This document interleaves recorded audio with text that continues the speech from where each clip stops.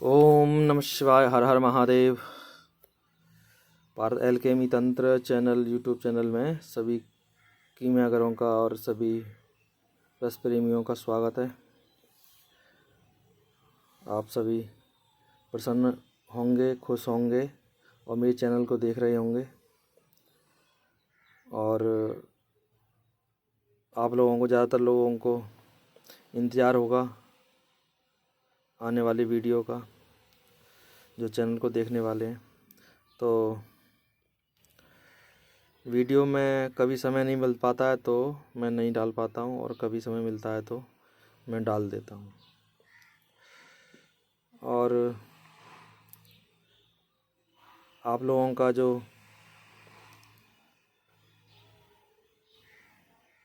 सहयोग है वो मुझे मिल रहा है, और ये अच्छी बात है। आप लोग सहयोग कर रहे हैं, ठीक है ना। तो जो भी मुझसे जानकारी, जो भी मुझसे बन पड़ेगी, वो मैं शेयर करता रहूँगा, वीडियो पे डालता रहूँगा। और आप जितना मैं जानता हूँ और जितना मैं आप लोगों को बताने की जितनी मुझ में एक क्षमता है, उतना ही मैं बता पाता हूँ। और कीमिया में बहुत सारे राज होते हैं, बहुत सारे रहस्य होते हैं, जिन पर गुरु आज्ञा होती है, उनको मैं नहीं बता सकता। चाहे वो गुटखाओं के निर्माण में हो या किसी चीज़ के निर्माण में हो। अच्छे लोग संपर्क में बने रहते हैं तो लंबे चलते हैं ना, वो उन लोगों को फिर वो शेयर हो भी जाते हैं। कभी अनुकूल समय होता है तो उनको वो चीज़ें मिल भी जाती हैं। लेकिन वो होता तभी है जब आप लंबे समय तक जुड़े रहें, चलते रहें, मेहनत करते रहें। तो प्रकृति स्वयं करती है, वो जो भी उसको करना होता है ना, प्रकृति के हाथ में है सब कुछ। सारा सिस्टम, सारी चीज़ें प्रकृति के हाथ में। कब किसको क्या चीज़ मिलेगी, क्या मिलना होगा, आप कितना भी आप ऊपर वाले को कितना भी आप चापलूसी करेंगे या कुछ करेंगे तो नहीं होगा। लेकिन आप अगर अंदर से ईमानदार रहेंगे तो आपको वो चीज़ें मिलने लगेंगी। ये मैंने देखा है, मेरा अनुभव है। और हालांकि मैं किसी के बारे में नहीं कहना चाहता, पर लोगों के पास जो चीज़ें होती हैं ना, वो देना नहीं चाहते हैं, और लोगों की मदद नहीं हो पाती है। और जो लोगों के पास होता है वो गलत लोगों को अगर मिल जाए, इस सोच के डर से भी वो नहीं दे पाते हैं। तो चीज़ें बहुत सारी होती हैं कीमिया में। कुछ ऐसे नुस्खे भी हैं कि कम लागत में कीमिया मुकम्मल हो जाती है, कम लागत में भी हो जाती है। लेकिन दें किसे, ठीक है ना। कोई 4 दिन रहेगा साथ में, तो 4 दिन चलने से साथ में कोई मित्र नहीं बन जाता। कोई 4 दिन चलने से कोई शिष्य नहीं बन जाता, कोई साधक नहीं बन जाता। 4 दिन कुछ कर लेने से कोई कीमियागर नहीं बन जाता। ये तो बहुत वर्षों का वो है, बहुत वर्षों तक जो आपकी लगन है ना, वो लगन प्रकृति देखती है, ईश्वर देखते हैं, और फिर उसके हिसाब से फिर काम होता है। आपके अंतर की जो आत्मा है ना, जब तक वो जागृत नहीं है, जब तक उसको जगाने के लिए आप जब उसकी नहीं सुनेंगे, तो बाहर आप कितने भी गलत करते रहें। और यदि अब अंदर की आत्मा वो बोलती है कि नहीं, गलत नहीं करना, फिर भी आप कर रहे हैं, तो वो चीज़ें ठीक नहीं है। वो क्रोध के वश होकर, लालच के वश होकर, किसी चीज़ के वश में होकर, या किसी भी चीज़ का आपका वो रहेगा, स्वार्थ रहेगा, तो वो अंतर जो आत्मा है वो फिर वो सो जाती है एक तरह की ना। वो फिर आवाज़ देना बंद कर देती है। एक लिमिट होती है, उसके बाद में फिर वो बात ही नहीं करती फिर। क्योंकि जो मन है ना, मन अपनी गति से दौड़ता है, बुद्धि अपना विवेक लगाती है। और व्यक्ति के जो कर्म होते हैं ना, जो जो कर्म होते हैं, जो उसका रहन सहन और जो उसका संस्कारों का जो रहन सहन, जो जिस वातावरण में रहा है, उस वातावरण का जो इफेक्ट होता है, प्रभाव होता है, उस प्रभाव से वो व्यक्ति का जो मन है वो एक्सेप्ट करके करके और वो चीज़ वैसा ही बन जाता है। क्या ना, संगत का असर जो होता है। यदि गलत संगत में रहा हुआ व्यक्ति बहुत सालों तक रहा हो, तो वो वैसा ही बन जाएगा। उसको खुद नहीं पता चलेगा मैं क्या बन गया, उसको लगेगा ही नहीं, वो लगेगा सब कुछ ठीक है, नॉर्मल है। लेकिन जब वो अच्छे माहौल में जाएगा तो उसको पता चलेगा, फील होगा, यार ये तो ऐसे हैं, हम लोग ऐसे हैं। फिर वो फ़र्क करना शुरू करेगा, वो गलती कहाँ हुई है, हम लोग कैसे, किस तरह से हम हमारे अंदर क्या छल है, क्या कपट है, क्या झूठ है। तो वो चीज़ें समझ में आती हैं। फिर वो चीज़ें बाद में ही दिक्कत करती हैं, वो व्यक्ति को कहीं ना कहीं वो डिस्टर्ब करती हैं। कहीं कोई व्यक्ति कुछ प्राप्त करने जा रहा हो, उसके मन में लालच शुरू से रहा हो, लालच रहा हो, कुछ चीज़ लेने की प्राप्त करने की रही हो, लेकिन मेहनत करने की ना रही हो, श्रद्धा से और प्राप्त करने की ना रही हो, और वो फिर कहीं जाके उसको मौका मिले तो क्या करे, सबसे पहले वो अपनी स्वार्थ पूर्ति करेगा और स्वार्थ पूर्ति में लग जाएगा। लेकिन जो देने वाला है वो उससे बड़ी भी चीज़ देने वाला था, लेकिन जब उसकी वो देखेगा ना हरकतें, तो वो फिर वो कहेगा अरे ये तो देने लायक ही नहीं है, या वो समझेगा करे ये तो छोटी मोटी चीज़ों में उलझा हुआ है, इसको क्या बोलना।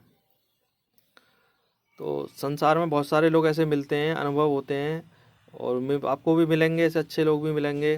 तो वो देने वाले होते हैं, कुछ ना कुछ देते हैं, लेकिन वो जो देखते हैं ना, व्यवहार देख लेते हैं, कर्म देख लेते हैं, कुछ उनकी दृष्टि बहुत तीव्र होती है। हो सकता है आप लोगों को ना मिले हों ऐसे लोग, और ऐसे लोग ना भी मिलें या आगे मिलें। तो जिनको मिलते हैं उनके साथ बहुत ही ईमानदारी से रहना चाहिए, और वो उनसे जो प्राप्त करना है वो आशीर्वाद के रूप में हो, या ज्ञान के रूप में हो, या सहयोग के रूप में हो, वो मिलता है। ये नियम सभी जगह लागू है। तो आप कोई भी काम को करें तो आप पूरी ईमानदारी से करें। भारत का संस्कार करें तो पूरी ईमानदारी से करें। ये नहीं कि जी घोट लिया, अब आगे बताओ, जी घोट लिया। कुछ लोग ऐसे होते हैं जल्दीबाजी में करने लगते हैं, पारा भी गिरा देते हैं, उड़ा देते हैं, है ना, बोले। और पुस्तकों में कुछ चीज़ ऐसी होती हैं। शुरू शुरू में क्या था, मुझसे भी एक बार गलती हुई थी। शुरू शुरू में एक पुस्तक थी, बहुत पुरानी और किसी वैद की लिखी हुई थी। जिस समय अंग्रेज़ों का शासन था उस समय लिखी गई पुस्तक थी एक। उस पुस्तक में वो लिखा गया था कि शुरू शुरू की बात है, कई साल पहले की बात है, कि पारे को गंधक के साथ घोटकर कजली बना लो, और उसको ना, कजली कैसे बनानी है, उसमें कढ़ाई में डालो, गंधक को पिघला लो और पारा डाल दो उसके ऊपर, और उसको घोटते रहो, जल्दी जल्दी घोटते रहो, और वो कजली बन जाएगी। अब अपना तो कोई अनुभव था नहीं शुरू शुरू में। पहले तो कोई शुरू में कोई अपने करते हैं तो किताब से पढ़ के ही कर देते हैं। तो मैंने पारा लिया, और ऐसे पारा तो कच्चा ही होता है, उसका संस्कार भी नहीं हुआ होता है। और वो तो पारा लिया, गंधक पिघलाई, उसमें कजली बनानी थी। तो ऐसे ही पढ़ के, चलो हमने ऐसे ही भी फॉलो कर लिया, ऐसे ही मतलब बिना किसी उस्ताद के, गुरु के, या कुछ भी चिंतन किए। जब तक आप अंदर चिंतन करोगे, कुछ सोचो, घंटों तक आप विचार करोगे, चिंतन करोगे, तो अंदर से तुम्हें रिप्लाई भी मिलेगा, और फिर वो चीज़ सही होंगी। और जो ऐसी जल्दीबाजी में कर दिया, जैसे हमने किया था शुरू शुरू में, तो ऐसी कजली बना ली और ऐसे ही किया, तो वो क्या हुआ, गैस पे ऐसे रख दिया, और जब हीट बढ़ी तो पारा जो है वो उड़ने लगा। हमने कहा ये थोड़ा बहुत उड़ेगा उड़ेगा, जब तक तो गंधक तो पकड़ लेगी। अब गंधक क्या आएगा, गंधक तो पिघल गई, पारा सारा उड़ गया, गंदा गंदा की बाकी बाकी बची, थोड़ा बहुत रहा होगा बस पारा। तो वो गलती नहीं होनी चाहिए कि आप तुरंत पढ़ें किताब से और तुरंत करना शुरू कर दें। आप पहले विचार करिए, उसके बारे में सोचिए कि आपको भारत के बारे में क्या पढ़ा है, आपने क्या उसके बारे में सीखा है। पारा एकदम से यूज़ नहीं किया जाता कभी, और उसको पहले तो संस्कार किए जाते हैं, उसके बाद में फिर और आगे के संस्कार होते हैं, तब जाके वो किसी चीज़ के लिए तैयार होता है। जैसे हर चीज़ की ट्रेनिंग होती है वैसे ही। तो ये जो मैं बता रहा हूँ ना, ये नुक्ते की बात है, इसको नुक्ता बोलते हैं। कि जो कमियां होती हैं ना, उन पे जल्दीबाजी ना करें, तो जल्दीबाजी करने से आपका ही नुकसान होगा। 2 मिनट आप 2 मिनट ज़्यादा सुन लें वीडियो को, लेकिन 4 मिनट सुन लें, 10 मिनट ज़्यादा सुन लें, लेकिन वो आपके लिए फ़ायदे के लिए होगा। अगर आप जल्दीबाजी में कोई काम करेंगे तो नुकसान पारे का, क्यों आजकल पारा भी बहुत महंगा है। तो नुकसान ही होता, चाहे आप 100 रुपये का नुकसान हो, चाहे आपका 1000 रुपये का नुकसान हो, तो नुकसान ना हो ऐसा काम करें। तो पारा आपका जो है संस्कार का तैयार करने के लिए, जो आपका 8वां संस्कार है वो दीपन संस्कार है। और दीपन संस्कार में आपको नमक है, राई है, फिटकरी है, सुहागा है, और काली मिर्च है। नमक, राई, फिटकरी, सुहागा और काली मिर्च, ये 5 चीज़ें हैं। फिर एक बार और बोल दूँ, नमक कोई सा भी ले लें, नमक सेंधा नमक ले लें, क्रिस्टल वाला वो ले लें। और ये टाटा वाटा वाला नहीं लें, नमक टाटा वाला नमक नहीं लेना है आपको। या काला नमक ले लें, आप काला नमक ले लें, या काला नमक ले लें, या फिर आपको सेंधा नमक मिल जाए, लाल वाला नमक होता है वो ले लें। या फिर खुर्दनी नमक होता है, डले छोटी छोटी डलियाँ होती हैं ना, नमक खुर्दनी नमक बोलते हैं उसको, वो ले लें। तो खुर्दनी नमक भी ले सकते हैं, और बराबर बराबर मात्रा में ले लें। राई, नमक, फिटकरी, सुहागा, फिटकरी कोई सी भी ले लें, लाल ले लें या सफ़ेद ले लें, इसमें कोई दिक्कत नहीं है। फिटकरी हो गया, सुहागा बोरेक्स बोलते हैं सुहागे को, वो ले लें। और काली मिर्च ज़रूर लें, काली मिर्च ले लें, उसको पाउडर कर लें पहले। पाउडर करने के बाद इसको मिला लें, और मिलाने के बाद में चीनी मिट्टी के जो खरल है उसमें डाल के, और पारा जो आपका जो सातवें संस्कार से आपने लिया है ना, सातवां संस्कार जो लिया है पारा, वो पारा इसमें डाल दें और आप इसको घोटें। और घोटते रहें, जितना आप घोट सकते हैं आप घोटें। जितना आप घोटेंगे पारा को उतना ज़्यादा फ़ायदा मिलेगा, और बाद में फिर फ़ायदा आपका ही होना है। तो अधिक से अधिक घोट लें, 3 घंटे घोट लें, 4 घंटे घोट लें, रुक रुक के घोट लें, जैसे चाहें आप वैसे घोट लें। और जब खरल कर लेंगे, खरल करने के बाद में इसको बहुत सावधानी के साथ इसको पारे को गर्म पानी से धो लें। और धोने के बाद में ये पारा आपका भूखा भी होगा, विवक्षित भी होगा, भूखा भी होगा, और आगे के संस्कार के लिए ये काम करेगा। ये आपको जो भी आप इसको खाने को देंगे अपनी क्षमता के अनुसार ये खाएगा, लेकिन खाएगा उतना ही जितना ये खा सकता है, ठीक है ना। फिर और क्रियाएं होती हैं, पारे को और ज़्यादा भूखा करना चाहें आप तो और भी संस्कार होते हैं, कुछ अलग से टिप्स होती हैं ना, कहते हैं ना नुक्ते होते हैं, कुछ अलग से वो चीज़ें होती हैं, वो अलग से सीखनी पड़ती हैं, ठीक है ना। बहुत सारी रहस्य हैं, भारत विज्ञान तो अथाह है। बहुत सारी औषधियाँ ऐसी हैं जिनमें ये अष्ट संस्कारित पारत लेके और एक दो चीज़ें और लेके, और एक बूटी का रस होता है, ठीक है ना। वो बूटी का रस अब तो मुझे दिखाई नहीं देती, वो पहले बूटी रस होती थी, वो उसको पानचूड़ी बोलते हैं, ठीक है ना। तो उसमें ही भस्म बनती है। तो इस तरह से अब कभी अगर मिलेगी वो बूटी तो मैं ज़रूर दिखाऊंगा। उसके अंदर जो रस होता है वो लाल रंग का निकलता है, ठीक है ना। गांव में पहले हम बहुत छोटे होते थे, गाय वाय जब जंगल में जाती थी चुगने के लिए, चरने के लिए, तो छोटे छोटे बच्चे होते थे हमारे साथ में जाने वाले, घूमने वाले, तो वो लोगों को, उन लोगों को नॉलेज होती है। गाय जो जहाँ गाय चरती है ना वहाँ वो औषधि होती है, पीली मिट्टी में होती है।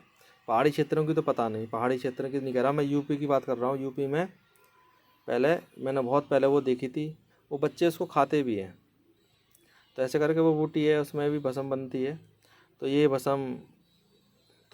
भस्म के लिए पारा तैयार है। ये संस्कार आप कर लें, विवक्षित भी हो जाएगा, सारा काम हो जाएगा, ठीक है। तो आगे के संस्कार फिर बहुत ज़्यादा गोपनीय भी रखे गए हैं और ज़रूरी भी होते हैं। इसके आगे का जो संस्कार है वो गगन ग्रास बोलते हैं उसको, गगन ग्रास संस्कार, ठीक है ना, गगन ग्रास संस्कार बोलते हैं। तो आगे के संस्कार भी मैं डाल सकता हूँ, और उसके बारे में बात करूँगा जितना मुझे नॉलेज होगा और जितना मैं शेयर करने की इच्छा करूँगा। तो ठीक है ना, कुछ अगर कमी रह गई हो तो आप सभी अपने अपने अनुभव से काम करें, क्योंकि जितना मेरे को आता है उतना मैंने इस संस्कार में जितना मैं समझ सकता हूँ उतना मैंने बता दिया। आगे अपनी समझ से काम करें, मेरी समझ से काम ना करें, आप अपनी समझ से काम करें। मैं आपके किसी भी प्रयोग के लिए मैं आपके लिए कोई गारंटी नहीं दूंगा, क्योंकि आपका पता नहीं कौन सा आपका नुस्खा है, कौन सा आपका क्या है, वो आपको पता होगा। आपकी जानकारी में वो कैसा है, किस तरह का है, तो आप खुद समझें। कीमिया तभी आती है जब आप खुद समझेंगे। आप दूसरे से पूछ पूछ के कभी करेंगे ना काम, तो वो कभी नहीं होने वाला, क्योंकि आपको नॉलेज नहीं है। तो वो आप कैसे करेंगे? या तो आपको पास में बिठा के कोई गुरु हो, अपने शिष्य को से पास में बिठा के कराता है ना, ऐसे करना है ऐसे करना है, उसको पूरा सिखा देता है। और वो जो शिष्य होता है वो गुरु के ही संपर्क में निरंतर रहता है। तो संगत का जो असर होता है ना शिष्य पे, गुरु की संगत का असर शिष्य पे होगा तो वो अच्छा होगा और वो जल्दी सीख जाता है। तो अब वो पहले जैसी चीज़ व्यवस्था तो रही नहीं, क्योंकि लोगों के पास ऐसे गुरुकुल नहीं रहे, आश्रम नहीं रहे। और जिनके पास आश्रम है उन लोगों को नॉलेज ही नहीं है, उन लोगों को ज्ञान ही नहीं है। वो तो बस अपना खाना पीना मस्त होना चाहिए, और अपना खाना पीना अच्छा हो, बढ़िया हो, बड़ी गाड़ियों में घूमना, उनको ज्ञान तो भारत का है नहीं। और जिनको है वो सिखाते भी हैं। वो अपने एक दो आश्रम हैं वाले, एक दो आश्रम शहर में होंगे, कहीं कहीं होंगे, एक दो करके, ऐसा नहीं कि नहीं है, हैं बिल्कुल। आश्रम भी हैं इस तरह के हैं जो सिखाते हैं, लेकिन ज़्यादातर मोस्टली जो मैं बात कर रहा हूँ कि ज़्यादातर जो पहले जो आश्रमों में ऐसा होता था, साधुओं के पास जो ज्ञान होता था वो नहीं रहा। वो इसलिए नहीं रहा क्योंकि परंपरा नहीं बनाई, परंपरा से वो चीज़ें नहीं चली। परंपराओं में होता था कि अब अगले अगले जैसे गुरु अपने शिष्य को देगा तो शिष्य फिर अगले अपने शिष्य को देगा, ऐसे करके वो परंपरा चलती रहती है। अब वो चीज़ें हो गई लुप्त क्योंकि लोग हो गए स्वार्थी, लोगों ने सेवा करनी बंद कर दी, है ना। गुरु यदि भूखा बैठा है तो उसके पास जाना बंद कर दिया, अरे बाबा को काम ही नहीं है, बाबा तो का नाम है खाने पीने में ही, बाबा तो जाएंगे तो खाने पीने को ही मांगेगा, इसलिए बाबा खाना पीना मांगेगा लेकिन बदले में ज्ञान तो देगा। तो जो गुरु होते हैं ना, गुरुओं के पास जो ज्ञान होता है, मैं उनकी बात कर रहा हूँ, उन बाबाओं की बात कर रहा हूँ जो गुरु हैं, वास्तव में अंदर से गुरु हैं, उनको ज्ञान है। तो उनकी सेवा करोगे ना तो उनको उनको अच्छा लगेगा तो वो ज्ञान देंगे। और सेवा ही नहीं करोगे भाई तो वो परंपरा तो लुप्त हो ही जाएगी। और परंपरा इस तरह से लुप्त हो गई क्योंकि जो जिन सन्यासियों के पास ज्ञान था ना वो बेचारे अकेले पड़े रहे, 4-4 दिन 5-5 दिन तक भूखे प्यासे रहे, 10-10 दिन तक खाना ही नहीं मिलता था, पानी पी के रहे, पत्ते खा के रहे, है ना। तो उन्होंने भी सोच लिया यार ये ज्ञान अब किसको दें, जब लोग विनम्र ही नहीं हैं, लोग सीखने वाले ही नहीं हैं, लोग अपनी ही आधुनिकता में बढ़े जा रहे हैं, तो फिर वो चीज़ें नहीं सिखाता। तो इस तरह से गुरु परंपरा लुप्त हो गई, वो ज्ञान जो था ना वो लुप्त हो गया, वो कमियों से, हमारी कमियों से ही हुआ। और हमारी कमियां तो ये समाज, हमारी से मतलब हम समाज में रहते हैं तो कमियां हैं, और ये हर किसी को ये कमियां नज़र नहीं आती, किसी किसी को ही नज़र आएंगी, ठीक है ना। तो जो लोग समझते हैं वो समझेंगे, इसमें किसी संप्रदाय वाली बात नहीं है। अ, किसी भी संप्रदाय के लोग हों, यदि उसमें सेवा भाव नहीं होगा, श्रद्धा नहीं होगी, समर्पण नहीं होगा, सन्यासी लोगों के पास ही ज्ञान था। तो आज भी देखो दूसरे देश में सन्यासी सन्यासी ज्ञान कह के इस पारद को, कीमिया के ज्ञान को सम्मान मिलता है कि सन्यासी नुस्खा है ये, सन्यासी नुस्खा क्यों बोलते हैं? क्योंकि सन्यासी नुस्खा इसलिए बोलते हैं कि किसी सन्यासी से ही प्राप्त हुआ है, और जो सन्यासी नुस्खा से प्राप्त होगा तो आओ, तो ये समझ लीजिए कि वो सफल होगा, 100% सफल होगा, क्योंकि उनके पास छुपाने वाली कोई बात नहीं है, छुपाने वाला कोई ऐसा नहीं है। तो वो परंपरा जब लुप्त हो गई तो फिर हम परेशान होते हैं। ऐसा कहते हैं अंग्रेज़ों के समय में, अंग्रेज़ों ने जब कीमियागरों को देखा ना तो उन्होंने वो चीज़ प्राप्त करने की कोशिश की, बहुत अंग्रेज अफसर हुआ करते थे। तो ऐसा कहते हैं कि अंग्रेज़ों में कुछ अफसर ऐसे थे जो जिनको ये इस चीज़ की तलाश रहती थी, खासकर काशी विश्वनाथ के आसपास के जो क्षेत्र हुआ करते थे। तो वहाँ जब किसी को चमत्कार करते हुए देखा तो वो उन्होंने देखा कि ये तो सिद्ध सूत वगैरह है, ये इस तरह से बनाते हैं, क्या है ये, इसका नाम ये है, ऐसे है। तो उन लोगों ने उनको ढूंढा, उनको मजबूर किया कि बताओ क्या है। ऐसे ऐसे करके 100 ये कीमियागरों को पकड़ा गया, और 100 कीमियागरों को पकड़ के उनसे पूछा गया, जेल में डाल दिया, ऐसा ऐसा लिखा हुआ है। तो वो उस समय का जो समय था ना, उस समय उन पर क्या गुजरी होगी, क्या बीती होगी कीमियागरों को। फिर उन्होंने उनको दबाव इतना बनाया, इनको मारा पीटा गया, और लास्ट में ऐसा हुआ कि 100 से ज़्यादा कीमियागर थे, वो उनको समाप्त कर दिया, या तो बता दो या फिर हम तुम्हें मार देंगे। कीमिया ने कहा कि इससे अच्छा है हम मर जाएं, लेकिन इन अंग्रेज़ों को नहीं बताएंगे, इन अंग्रेज़ों जो ये बाद में जुल्म ही करेंगे, ये चीज़ों को बनाने के बाद में फिर क्या करेंगे, इसका अच्छा फ़ायदा थोड़ी करेंगे कोई। तो बोले ये ज्ञान इन इन मूर्खों को नहीं देना जो इस विद्या को समझ ही नहीं सकते, और इनको तो बस ये है कि शासन करना है। तो अंग्रेज़ों का और कीमियागरों का पहले वो होता था बहुत ज़्यादा, काशी के आसपास के क्षेत्र, बनारस के आसपास के क्षेत्रों में ये बात रहती थी। तो कुछ तो नागा साधुओं के साथ हो लिए, नागा बन गए, कुछ कीमियागर, ऐसे करके कीमिया ज्ञान तो भारत में बहुत था। तो वो इस तरह से भी लुप्त हो गया, डर की वजह से भी, शासन प्रशासन के डर की वजह से भी लुप्त हो गया, नहीं दिखाना चाहा उन्होंने, नहीं बताना चाहा, ऐसे करके। तो तो बहुत सारी बातें हैं, तो लोग समझते हैं। तो वही फिर आगे जाके अब वो उन चीज़ों का रिजल्ट, वो जब चीज़ें समाप्त हो गई उन चीज़ रिजल्ट आज दिखाई दे रहा है कि वो एक एक क्रिया को जोड़ना पड़ता है, वो सालों लग जाती हैं उस चीज़ में, और फिर वो जाके तब जाके कोई व्यक्ति सफल होता है। और आज भी बहुत लोग सफल हो गए हैं, मेरी जानकारी में तो बहुत सारे लोग हैं जो जो करते हैं कीमिया, मुकम्मल कीमिया है, उनके पास पैसे की कोई कमी नहीं है, धन अतुलित धन है उनके पास, और वो बना रहे हैं और बाजार भी कर रहे हैं। तो ठीक है, आगे की जानकारियाँ मिलती रहेंगी, और सहयोग बना रहे। वीडियो देखें, और वीडियो देखें, एक बार समझें, दो बार समझें, तिबारा समझें, बार बार देखें, समझ में ना आए तो और इसको मनन करें, चिंतन करें, क्योंकि ये एक दिन का काम नहीं, 24 घंटे का काम नहीं कि ये जो आपने एक बार वीडियो सुन लिया और आप समझ गए। बार बार इस चीज़ को समझें, देखें, सोचें, समझें, लिखें, कॉपी वर्क करें, फिर अपना तब जाके कहीं जो समझ जाएं तब जाके आप उसको प्रैक्टिकल करें। तो जो नुस्खे होते हैं वो सही होते हैं, लेकिन उसमें यदि उसमें चाबी ना रखी गई हो तो वो नुस्खे ठीक होते हैं। उनको समझेंगे किस चीज़ से क्या होता है, गंधक से क्या होता है, पारे से क्या होता है, संख्या से क्या होता है, या और चीज़ों से क्या होता है, वो चीज़ों की समझ होगी तो आदमी आगे जाके कुछ कर लेगा। तो ठीक है, विराम करते हैं। तो सभी का कल्याण हो, विश्व का कल्याण हो, सद्भावना हो और धर्म की जय हो, और बुराई से दूर रहें, अच्छे काम करें और सम्मान करें, अपना आत्मसम्मान रखें और दूसरों का भी सम्मान करें, अच्छे विचार रखें, सद्भावना रखें और उसी के साथ ही पारे का संस्कार करें।